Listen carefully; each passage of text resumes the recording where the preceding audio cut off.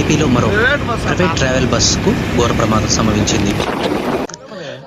Tipper లారీని ఢీకొని పూర్తిగా ధ్వంసమవడంతో 10 మంది సంఘటనా స్థలంలోనే మృతి చెందారు. వివరాల్లోకి వెళ్తే మార్కాపురం జిల్లాలోని రాయవరం సమీపంలో ఉన్న క్వారీల వద్ద నేటి ఉదయం టిప్పర్ లారీని ప్రైవేట్ ట్రావెల్ బస్ ఢీకొంది. క్షణాల్లోనే మంటలు వ్యాపించి పూర్తిగా ప్రైవేట్ ట్రావెల్ బస్ అదేవిధంగా టిప్పర్ లారీ దగ్ధమయ్యాయి. ప్రమాదంలో 10 మంది సజీవ దహనం కాగా బస్సులో 40 మంది ప్రయాణిస్తున్నట్లు సమాచారం.